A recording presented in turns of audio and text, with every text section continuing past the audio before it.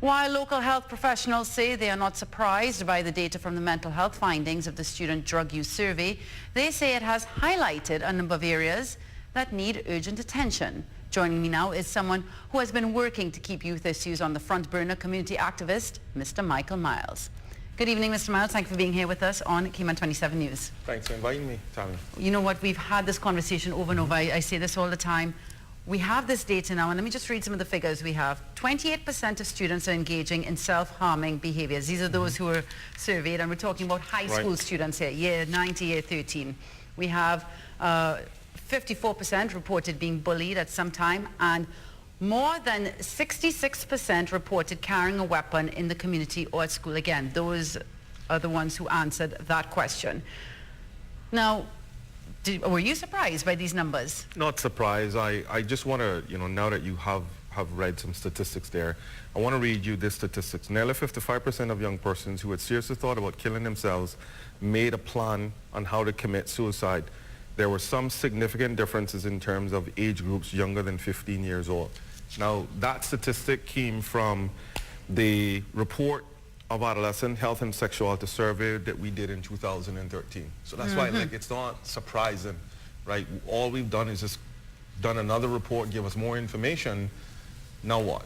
Where is the action? You know, we've had the discussion about the reports. I remember at one point, this was a few years ago, you had, I think, what you called $1 million worth of reports. We have the stack here, or one of your stacks, right here. It's called At-Risk Youth. We know of these numbers. What do we need to do? Where do we go from here? W-I-L-L, Tammi. Will.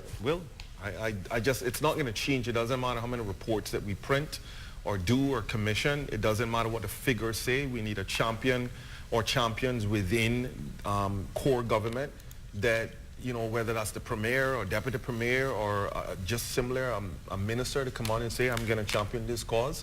And we can't eradicate it, but we're definitely going to try to reduce this over a course of time. If we don't have that, it's like we're going to continue to do another report. I guarantee you in 2 years when NDC do the next report, it's going to be triple what it is. I've just read your statistics that competes with what you've just said.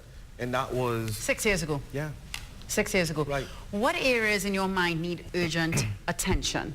What are the now fixes? One is that we need a place to treat young people. Young people are still being treated in a facility that adults are being treated in. Even the outpatient is also a place that adults are going into. We need a space for young people and their families to take some of the stigma away. So it can be more personalized.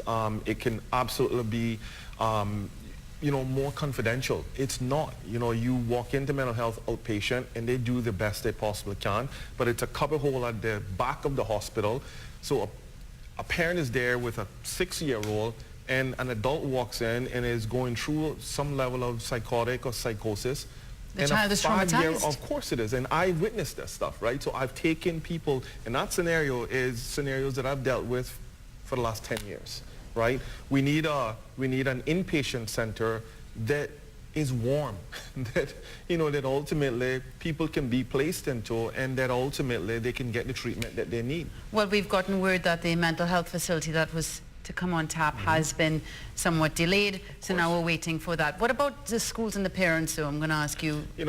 We need more advocacy. It's great that we have the Alex Panton Foundation that have come out of nowhere and is doing a lot of advocacy, but it cannot be a one-off thing. Advocacy is weekly. Advocacy is almost daily. Like, we need to be able to get funding into this, that an individual or an organization can be doing this on a regular basis. With those statistics, we know that ultimately young people are going to need access.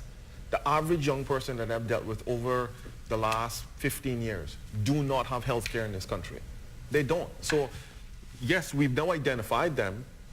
How do we get them access to mental health services? And if we can't do that, there's no use of telling me that the statistics have increased, because when they come to the forefront and there's an issue, how do we get them through the door that it's going to be paid for? How do we give parents the peace of mind? We're not doing that right now. What we're doing is saying things that we already know, right? That's my biggest issue with this. Mr. Myles, thank you for being here with us, and once again saying nothing here in these reports that we've had is new. No, we've heard it over and over again. It's all old, and I'm happy that they've updated statistics, but at the end of the day, it's nothing new. Yeah. Mr. Myles, again, thank you for being here with us on Cayman 27 Always a News pleasure. and talking about this very important topic.